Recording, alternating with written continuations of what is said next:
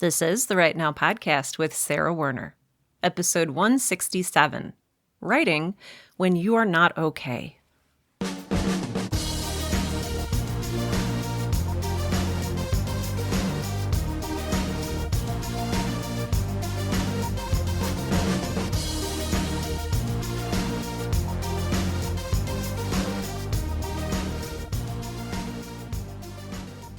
Welcome to Right Now, the podcast that helps all writers, aspiring professional and otherwise, to find the time, energy, and courage you need to pursue your passion and write.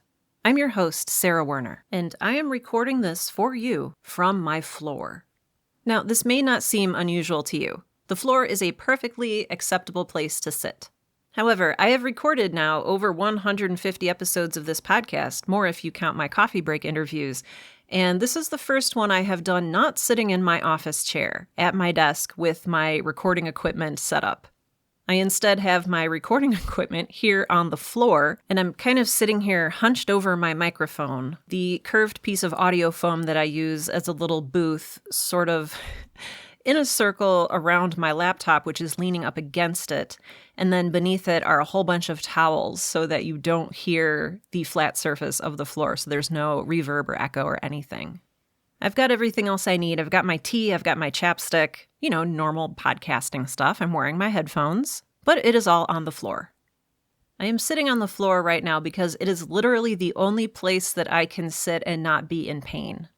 Long story short, I really messed up the muscles and tendons in my right hip, and they are sort of in a bundled up place with the sciatic nerve, which I don't know enough medical stuff to explain to you, but if you do anything to your sciatic nerve, you end up in a lot of pain. Many of you listening to this actually probably know exactly what I'm talking about. But I've had this injury now for several months, and it is steadily getting worse. So I am going to a physical therapist now, and I do that for the next 6 weeks. And in the meantime, I have all sorts of fun physical therapy exercises to do at home. Now, not being a very athletic person, this is not something I have ever really dealt with before. And I felt a little bit like an imposter when I walked into the orthopedics and sports medicine clinic. I don't have I don't belong in the sports, let's just say. I've had my share of medical things before. Most of the people listening to this right now probably have. But it's been a long time since I've experienced anything this specifically debilitating. Way back in 2015, I recorded a Right Now podcast episode called Walk It Off. It's episode number 6, if you want to go back and listen to it. But I talked about how if we ever turned our ankle or anything growing up, my dad would have us walk it off. And at the time, I talked about, this is also a great metaphor for what you can do if you are stuck writing. Go for a walk, move your body, it's good for you. But I'm at a place right now where I literally cannot go for a walk. I have not been outside except to go to physical therapy in weeks, because even sitting in a car is painful. And it's definitely changed my relationship with my writing and creativity, which is what I want to talk about today. What now feels like ages ago, I spent my 16th birthday in the hospital. I had extremely severe scoliosis, and I needed surgery to correct it so that my spine wouldn't grow into my heart and my lungs. I was going to be in the hospital for a long time, and so while I was packing before the operation, I don't want to call it naive, my optimistic, almost 16-year-old self packed a huge tote bag full of, at the time I was writing a novel in one of those 3-subject spiral-bound notebooks, so I brought that. I brought a pile of books, both comfort books and books I hadn't read before. I brought like a sketch pad and colored pencils because I figured I'm going to be sitting in a hospital bed all day, and what a great time to write. So I went in for this very complicated spinal surgery where they were grafting bone from my hips into my spine to make sort of one giant big solid bone.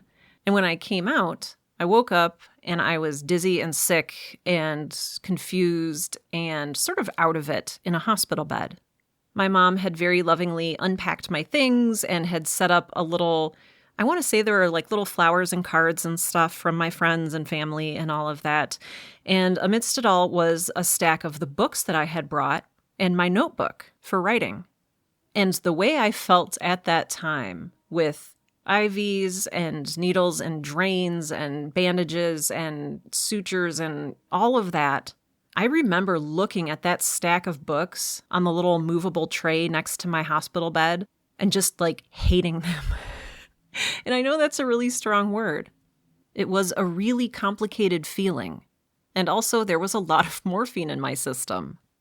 But I remember looking over at that stack of books, and I remember the books. I had A Swiftly Tilting Planet by Madeleine L'Engle. I had Dealing with Dragons by Patricia C. Reed.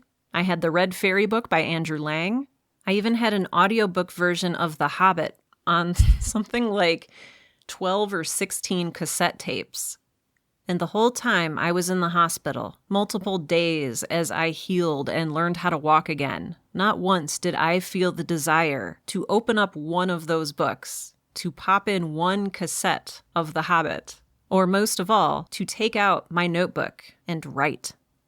I remember that feeling of lying there, feeling weak and helpless and exhausted. I'd never been so exhausted in my entire life. Like even the thought of reaching over for my notebook was exhausting. I still think about that today because there's such a difference between how I feel now, where if I'm lying in bed, I want a book to read, or a cassette tape of The Hobbit to listen to, or a movie to watch, or something to do to keep from getting bored. But it was such a radically different experience in the hospital.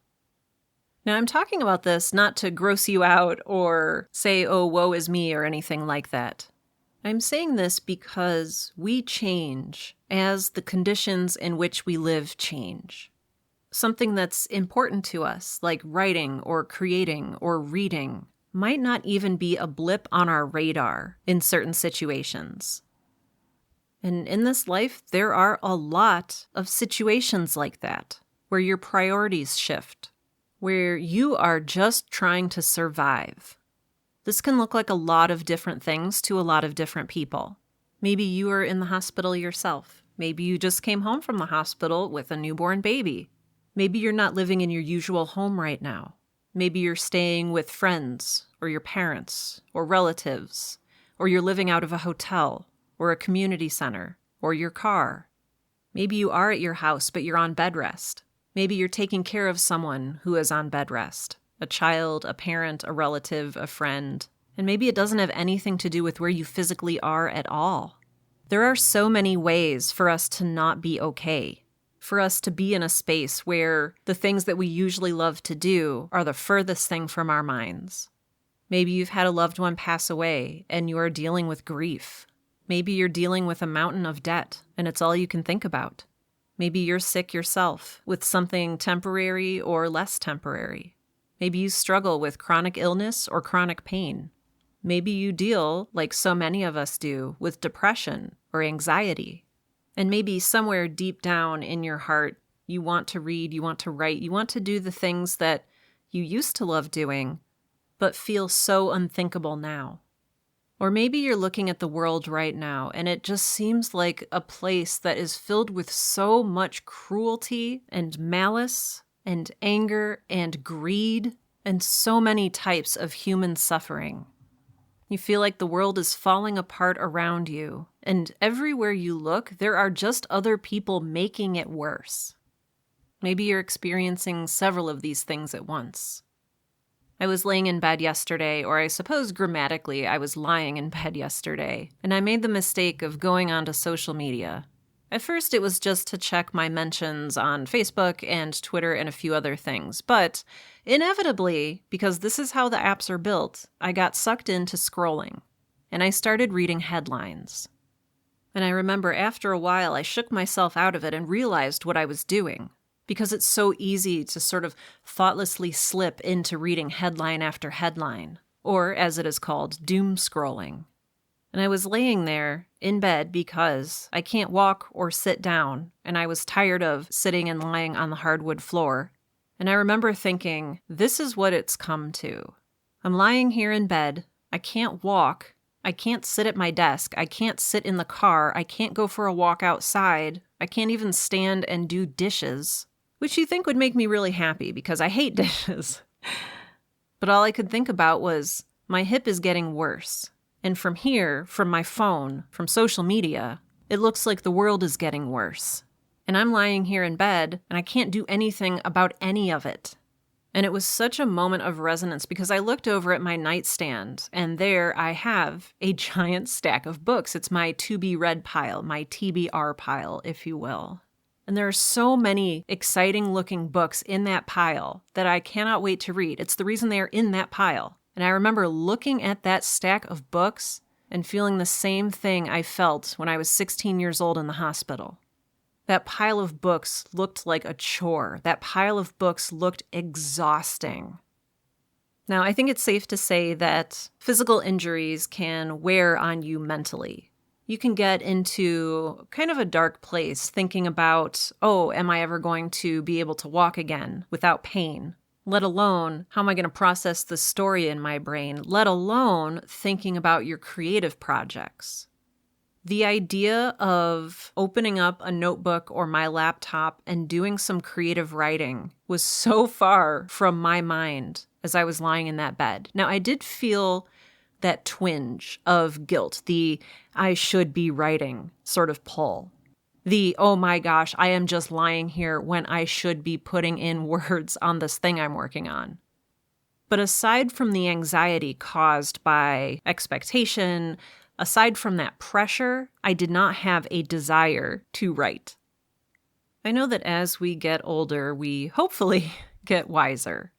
And I remember talking with a writer friend a few years ago who was going through a massive amount of grief after the passing of a loved one.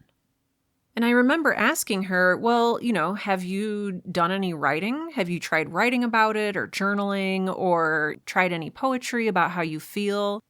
And she just said no. At the time, I had good intentions, and I really was trying to be helpful. But now that I look back on that, if somebody would have walked into my room yesterday when I was lying in bed in pain and despair, and they would have said, hey, Sarah, why don't you try journaling through how you feel right now? I might have thrown one of my TBR books at them.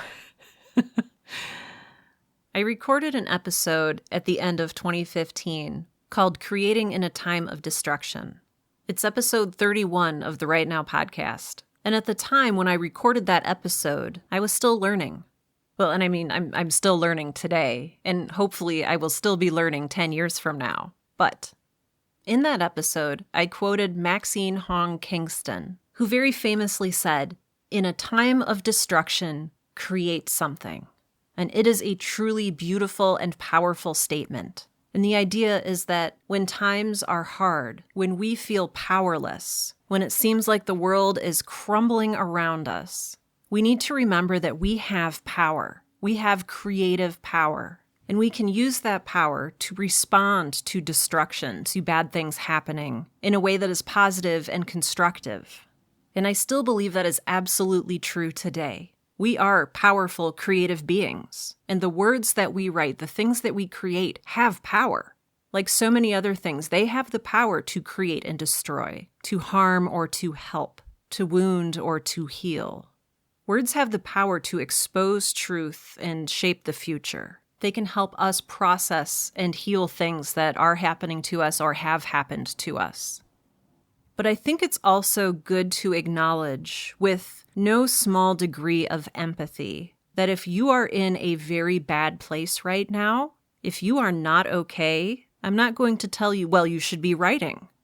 If you're in the hospital or on bed rest, I'm not going to march in and throw a notebook at you and tell you to start writing because it's good for you.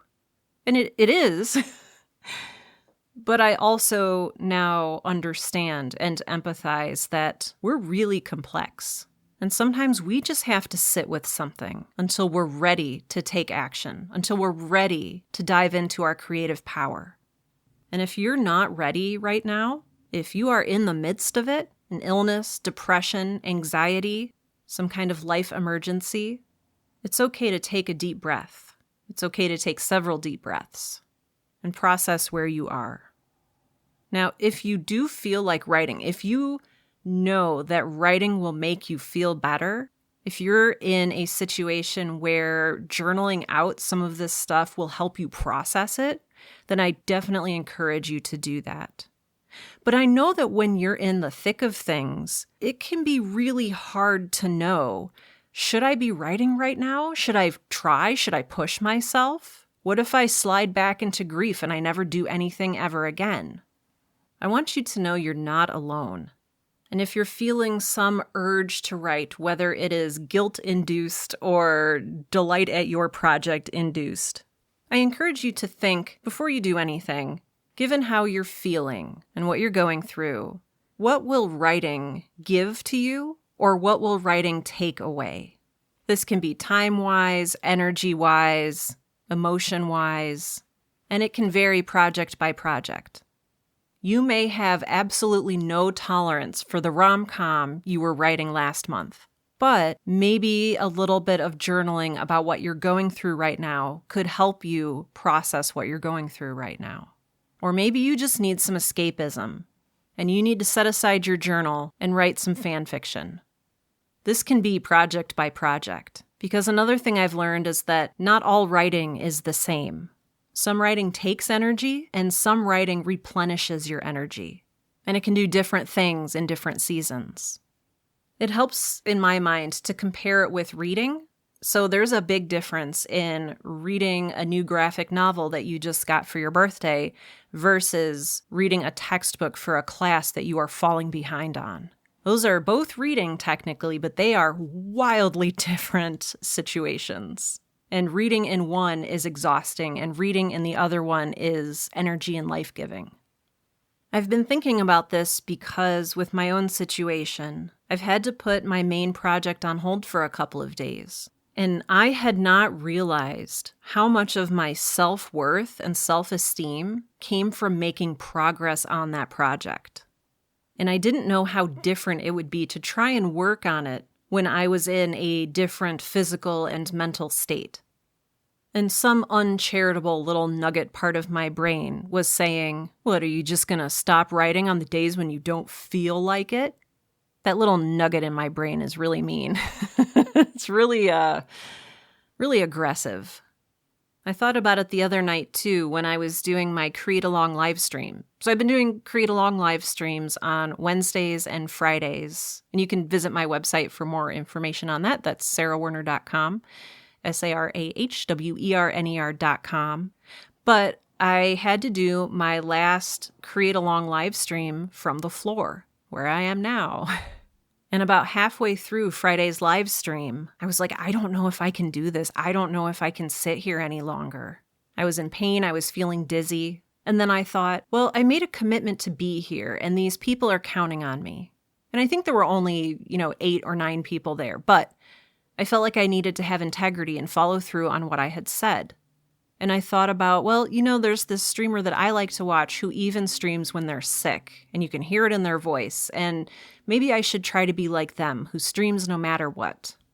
And so in the moment, I just decided I'm going to stick this out. I'm going to sit here and do my writing and then talk to people about how it went and see how they're feeling, and we'll have a discussion, and then I'm going to just immediately go fall down and go to bed. But on the other side of that, I wonder, was that maybe not a good idea? Should I maybe have said, hey, I'm injured, I'm in a lot of pain, and I need to go lay down, thank you for understanding? Because I'm sure that folks would have understood. Just like for the streamer that I like watching, if they said, you know what, guys, I am just not feeling great, I'd be like, oh my gosh, go lay down, that's fine, go rest. Did I do myself a disservice by pushing through it? Am I doing myself a disservice by not pushing through it with this writing project? And I don't know. That's the frustrating, not even just frustrating, that's the irritating, angering part of it all. In the moment, I don't know what to do. Should I write? Should I not write? Should I push through? Should I take a day off? If I take a day off, should I take 2 days off? What is permissible? What is healthy?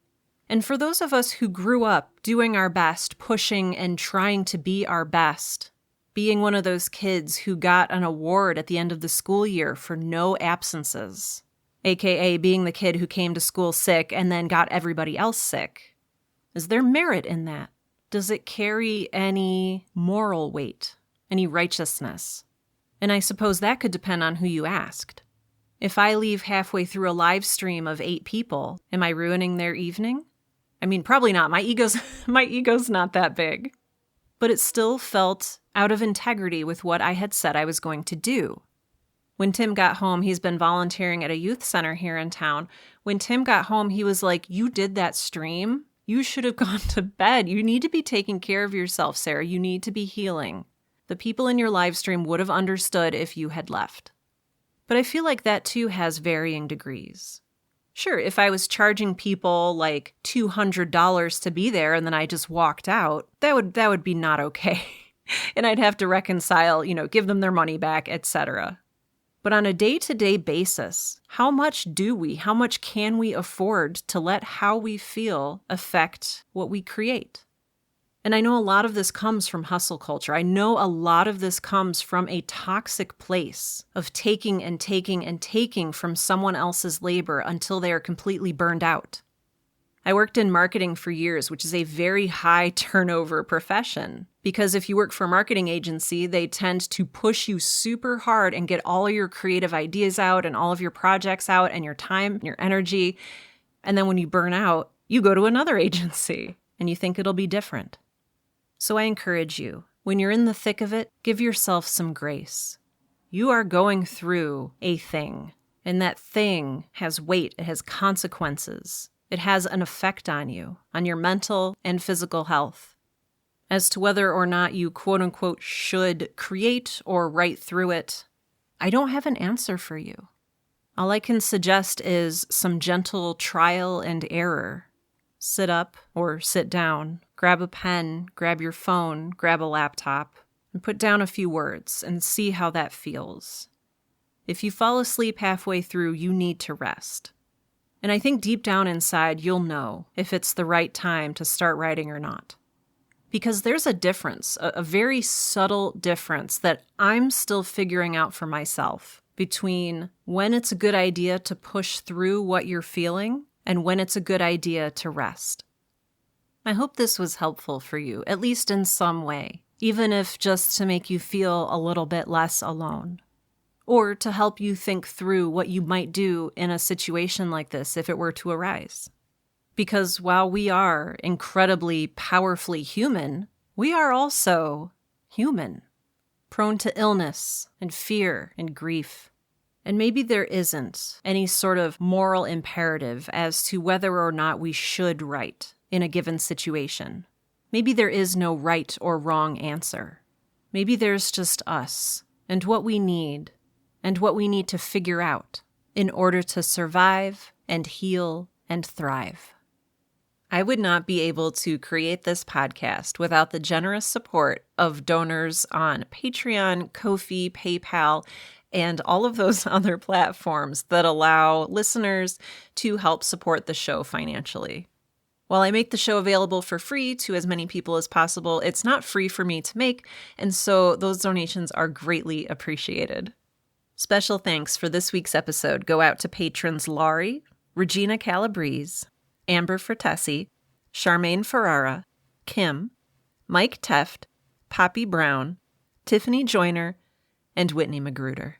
Thank you all so, so much for your financial support. It makes a huge difference. If you, yes you, would like to help support this show financially, then I would be extremely grateful. You can do so by clicking the link in the show notes for today's episode. Alternately, you can go out to sarahwerner.com, that's sarahwerner.com, and going to the show notes for today's episode, this is episode 167, and clicking the button that says support this podcast. I mentioned in the last episode that Patreon has made some changes to their platform, and donations are now monthly instead of per episode.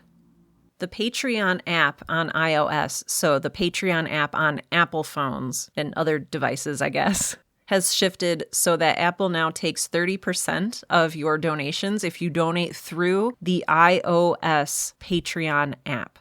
So if you're on an Android, you're fine. If you're on a Mac and you're using your web browser to access Patreon, that's fine. You don't get penalized or anything, but it's just that iOS app that's just, I don't know, hurting a lot of independent creators. If you would like to donate in other ways, there are other ways available in the show notes. I have a link to Ko-fi/coffee and to PayPal. So if that makes sense for you to do right now, if you feel moved to do that, I would greatly welcome and appreciate it. If you are in a spot where finances are a little bit tight, I 1,000,000% understand. And you can actually help support the show just by telling someone else about it. Another writer, a student, someone you know who has a talent for writing and maybe hasn't explored it fully yet, let them know about the Right Now podcast. If they don't know how to download a podcast, show them using the Right Now podcast. Seriously, though, I do appreciate you listening. I do appreciate you sharing the show and leaving comments and thoughts, and I'm just so grateful that you're here. And with that, this has been episode 167 of the Right Now podcast, the podcast that helps all writers, aspiring, professional, and otherwise, to find the time, energy, and courage you need to pursue your passion and write. I'm Sarah Werner, and I'm going to go rest.